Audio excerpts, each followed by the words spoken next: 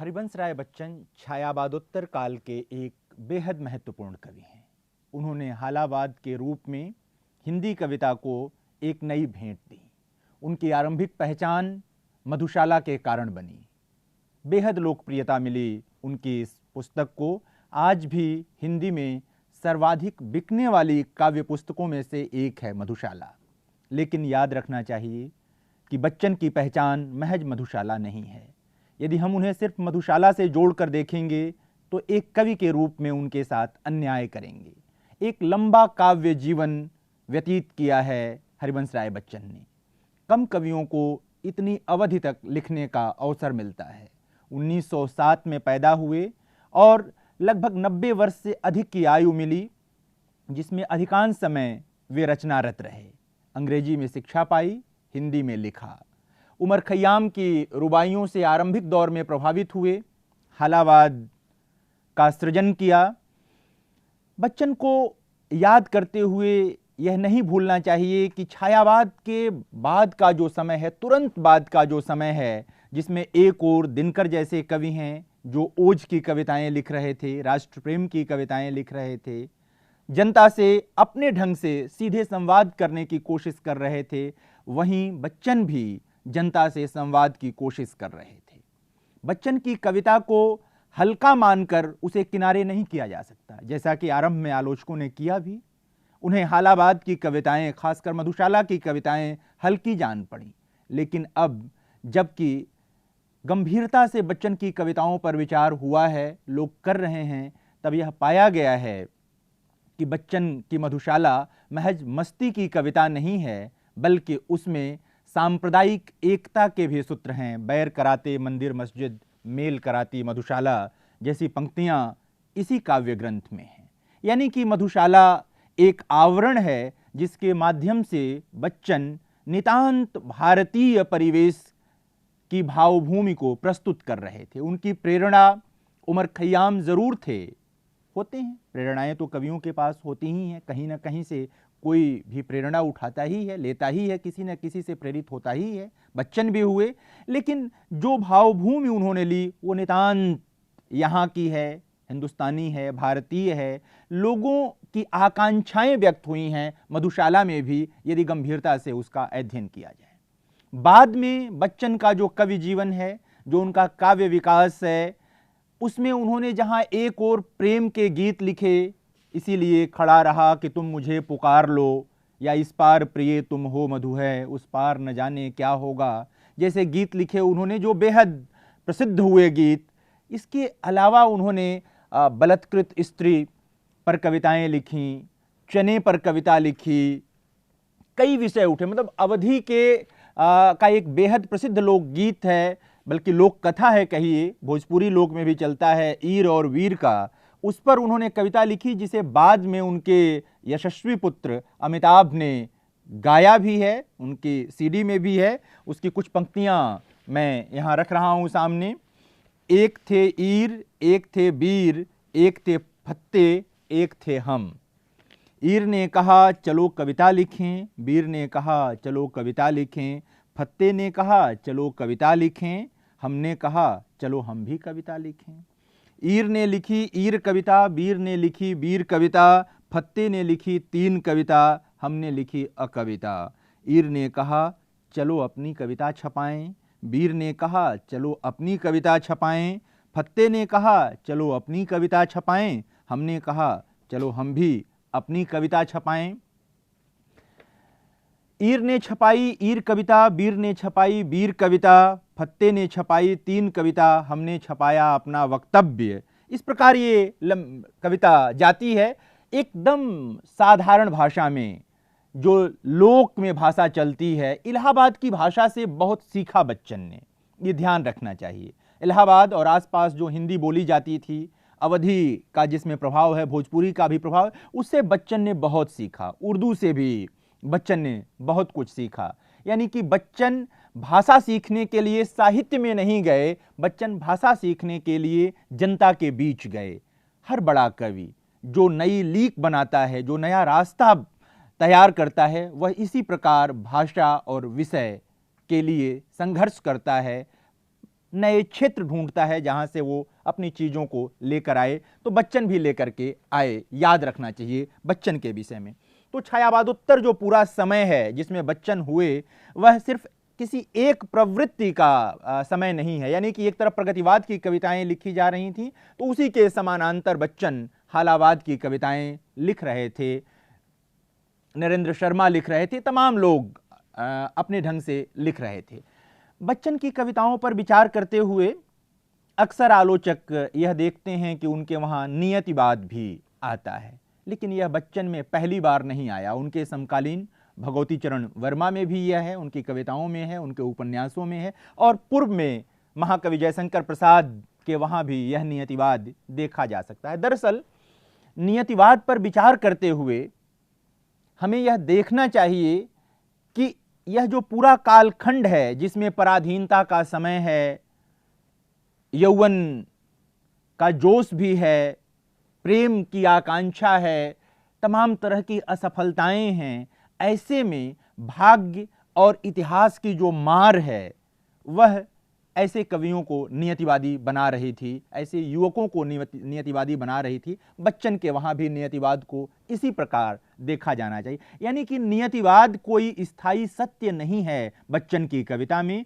वो उस समय की अभिव्यंजना है जिसमें इतिहास और वर्तमान का संघर्ष चल रहा था।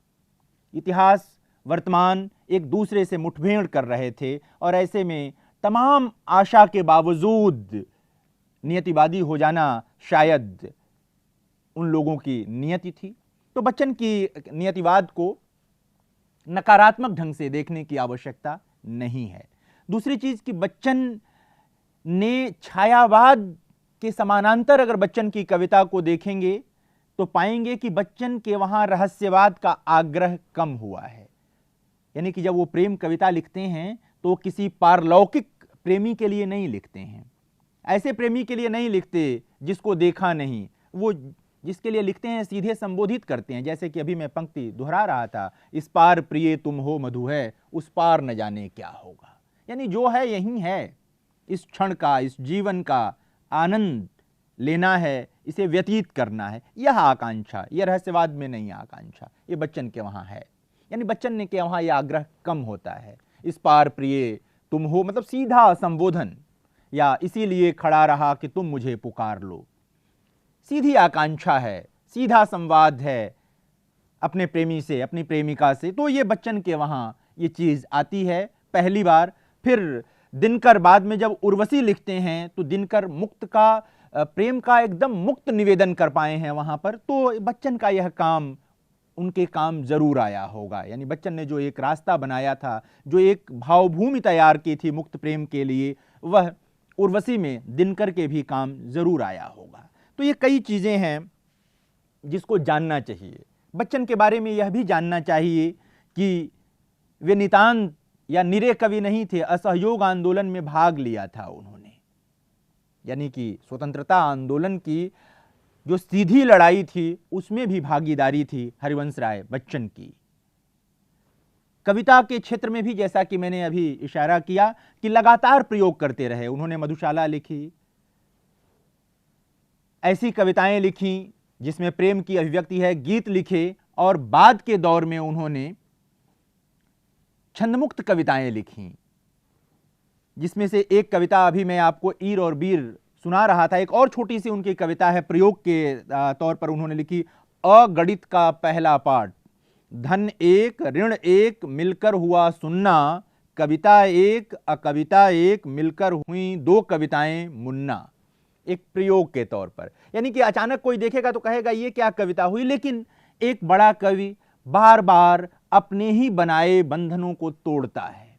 यानी कि जब वह कुछ लिख लेता है और लगता है कि अब उसमें वह सिद्धहस्त हो गया है, तो बड़ा कवि उसी में नहीं चलता, उसको छोड़ देता है, फिर नया मार्ग बनाता है। मधुशाला लिखकर सिद्ध हुए, छोड़ दिया, गीत लिखना शुरू किया, सिद्धहस्त हुए, छोड़ दिया, मुक्त कविताओं की ओर आए और खूब लिखा, लगातार लिखा, बेहद महत्वपूर्ण गद्य लिखा। उनकी आत्मकथा का गद्य अनूठा गद्य है। मतलब जो लोग बच्चन की आत्मकथा को पढ़ चुके होंगे उन्हें यह बात मानने में बिल्कुल हिचक नहीं होगी कि वैसा गद्य हिंदी में बहुत कम है, उतना आत्मीय, उतना पारदर्शी गद्य बहुत कम है। तो बच्चन के बारे में यह चीज़ें याद रखनी चाहिए। बच्चन की कविताओं पर यह आरोप लगता है कि जीवन कम है, और मैंने आरंभ में ही कहा कि यह ठीक नहीं है। अब जब आप पूर्णता में विचार करेंगे बच्चन की कविताओं पर तो यह शिकायत दूर हो जाएगी। रूमानियत उनके वहाँ है। और जब आप गीत लिखते हैं, प्रेम की कविता लिखते हैं, और ऐसे समय में लिखते हैं जब बहुत सारी बाधाएं आपके सामने हो, पराधीनता हो, ऐसे में रूमानी हो जाना कोई अपराध नहीं है। बल्कि दुनिया के तमाम बड़े कवि जिन्होंने मुक्ति की कविताएं लिखी हैं, मुक्ति का साहित्य लिखा है, वो सब रोमांटिक हैं। यानी कि रोमान कई बार आप में मुक्ति की आकांक्षा को भरता है, आपको मुक्त होने का रास्ता दिखाता है। बिना रोमांटिक हुए आप शायद कोई रिस्क उठाने की स्थिति में नहीं होते। यानी व्यवहारिक व्यक्ति रिस्क नहीं उठाता, व्यवहारिक व्यक्ति कोई खतरा नहीं उठाता, आगे नहीं बढ़ता। जो रोमांटिक होते हैं, जो किसी चीज़ की परवाह नहीं करते, वही इस तरह के खतरे उठाते हैं। तो साहित्य में पूरा एक रोमांटिसिज्म, एक विचारधारा ही है। और विचारधारा से बाहर भी आपको ढेर सारे कवि मिलेंगे जो रोमांटिक विचार से प्रभावित हैं और उस तरह की कविताएं लिखते हैं। रामस्वरूप चतुर्वेदी वगैरह तमाम लोगों ने बच्चन पर विचार किया है, और बल्कि रामस्वरूप चतुर्वेदी ने तो एक जगह लिखा है कि कितना रोचक है कि बच्चन जैसा बिल्कुल घरेलू नाम रखकर हरिवंश राय बच्चन हिंदी के महत्वपूर्ण कवि हुए। हुआ यह था कि उसके पहले का आप थोड़ा सा अध्ययन करेंगे तो देखेंगे कि कवि जो हैं, अगर उनका नाम कविनुमा नहीं होता था तो अपना नाम बदल करके कविनुमा कर लेते थे, या जो तखल्लुस रखते थे, उपनाम रखते थे, वो कविनुमा होता था। तमाम लोगों ने रखा। बच्चन ने जो अपना उपनाम रखा वो उनका जो घरू नाम था, घरेलू नाम था, पुकार का नाम था, उसको रख लिया। और अब आप जानते हैं कि हिंदी में तो बच्चन परिवार ही है। इतना यश मिला बच्चन को कवि के रूप में और बाद में उनके पुत्र और अन्य लोगों को कि अब उस पर अलग से बात करने की आवश्यकता ही नहीं है। बच्चन की भाषा के बारे में जैसा कि मैं अभी कह रहा था कि बच्चन की भाषा पर इलाहाबाद की भाषा का प्रभाव है, उर्दू का प्रभाव है। और बच्चन ने लगातार यह कोशिश की कि जब वे कविता लिखें तो लोगों को शब्दकोश न देखने की ज़रूरत पड़े, शब्दकोश में जा करके वो कविता का अर्थ न ढूंढें, बल्कि जब कविता पाठक तक पहुँचे तो मुकम्मल पहुँचे, पूरी तरह पहुँचे, ताकि जब उस कविता पर पाठक बात करे तो कहीं उसमें हिचक न हो। तो यह एक बड़ी बात थी जो बच्चन ने छायावाद के तुरंत बाद की। यानी कि छायावाद की कविता क्लिष्ट कविता है। आप प्रसाद को, महादेवी को पढ़ते हुए हो सकता है कि तमाम शब्दों से उलझ जाएं, आपको शब्दकोश देखना पड़े बार बार। बच्चन के वहाँ यह अवसर बहुत कम आएगा। यह कविता के क्षेत्र में भी एक बड़ी उपलब्धि थी, हिंदी कविता के लिए एक बड़ी उपलब्धि थी जो बच्चन ने हासिल की, और हिंदी कविता ने भी हासिल किया इसे। तो इसको याद रखना चाहिए। तमाम बच्चन की भाषा को देखना हो तो देखिए, वृद्ध जग को क्यों अखरती है क्षणिक मेरी जवानी, एकदम सीधी बात, लेकिन कविता का प्रभाव कि जैसे ही यह पंक्ति आप सुनते हैं आप में रोमांच आ जाता है कि वृद्ध जग को क्यों अखरती है क्षणिक मेरी जवानी, या आई है बहार कचकचा के फूल उठा है कचनार, सफेद फूलों ने ढक ली है पेड़ की पत्ती पत्ती डाल डाल। और इसी कविता में सीधे लोकगीत से उन्होंने दो पंक्तियां उठा ली हैं। आप में से अधिकांश लोग इस लोकगीत से परिचित होंगे कि अरे रामा कच्ची कली कचनार छुअत डर लागे हेरी। तो ये बहुत लोकप्रिय गीत है अवध और भोजपुर के इलाके में। तो वहाँ से सीधे उठा लिया इन्होंने और अपनी कविता को ताकत दी। तो लगातार प्रयोग किया भाषा के स्तर पर, विषय के स्तर पर, विषय वस्तु के स्तर पर। अगर आप देखेंगे तो बच्चन के वहाँ आपको, मैं अभी आरंभ में कुछ बातें कर भी चुका हूँ इस तरह की, कि प्रेम है, सामाजिक विसंगति है, राजनीति है, प्रकृति है, ये सब बच्चन को बार बार आकर्षित करते हैं। यानी कि वो सिर्फ किसी एक विषय के इर्द गिर्द ही अपना रचना संसार नहीं बुनते हैं, आवाजाही लगातार है, यानी प्रकृति की ओर जाते हैं तो फिर प्रेम की ओर आते हैं, राजनीति की ओर भी जाते हैं, सामाजिक विसंगतियों की ओर भी जाते हैं। यानी कि उनकी कवि दृष्टि लगातार खोज में संलग्न रहती है विषयों के बारे में। एक रोचक प्रसंग है कि जैनेन्द्र कुमार एक बार प्रेमचंद से मिले और इस पर बातचीत हुई दोनों के बीच कि विषयों को कहां से ढूंढा जाए। तो प्रेमचंद ने कहा कि विषय जो हैं वो चिंगारी की तरह जो हैं आसपास के वातावरण में रहते हैं, लेखक को चाहिए कि वह उनकी पहचान करे और वहां से उठा ले। यानी कि विषय ढूंढने के लिए आपको हिमालय की कंदराओं में जाने की आवश्यकता नहीं है, समुद्र के किनारे जाने की आवश्यकता नहीं है। रोजमर्रा की जिंदगी में हमारे आसपास इतने विषय हैं कि अगर आप उन्हीं को ठीक से उठा लें और उनके साथ न्याय कर पाएं तो शायद आप बड़ा साहित्य रच लेंगे। कथा में भी, कहानी में भी, कविता में भी, कहीं भी, मतलब आपको अगर रचना है तो आप रच सकते हैं। तो ये रोचक प्रसंग है विषय वस्तु के मामले में। और बच्चन के वहां हमें ये दिखाई देता है कि बच्चन ने लगातार विषयों को इस तरह से ढूंढा है। चने पर कविता लिखी है, ईर और बीर की कविता मैंने आपको सुनाई ही, और तमाम मतलब ऐसे ऐसे विषयों पर कि कई बार आपको आश्चर्य होगा कि ऐसे विषयों पर भी कविता हो सकती है। तो बच्चन का जो यह विषय वस्तु का हिस्सा है वो बहुत समृद्ध है, यानी कि दोहराव बहुत कम मिलेगा आपको बाद की कविताओं में। आरंभिक कविताओं में हो सकता है कि आपको मधुशाला की आवृत्ति मिले या प्रेम कविताओं में कुछ आवृत्तियां आपको मिले, लेकिन बाद की कविताओं में ऐसी आवृत्तियां नहीं हैं। बच्चन पर विचार करते हैं तो यह भी होता है कि आखिर बच्चन की लोकप्रियता के क्या कारण हैं। भाई कवि तो सब थे, बड़े कवि हुए हैं, लेकिन बहुत जो बड़े कवि हुए हैं उनमें से सारे लोकप्रिय हुए हों यह आवश्यक नहीं है। बच्चन को बेहद लोकप्रियता हासिल हुई तो उसके कुछ ठोस कारण हैं। यानी कि बच्चन ने कविता महज कविता लिखने के लिए नहीं लिखी, यानी साहित्य के लिए नहीं लिखा, साहित्य जनता के लिए लिखा, जनता की भाषा में लिखा, जनता के सरोकारों को समझ कर लिखा।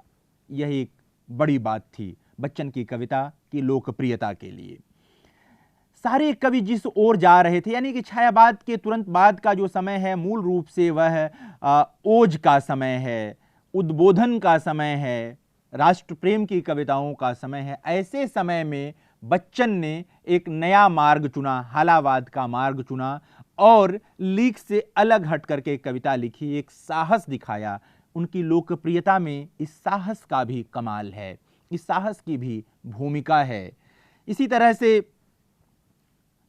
जनता की भाषा की कभी उन्होंने उपेक्षा नहीं की, मैं पहले भी कह चुका हूं, यह भी एक बड़ा कारण है। और प्रेम उनका एक प्रमुख विषय रहा और प्रेम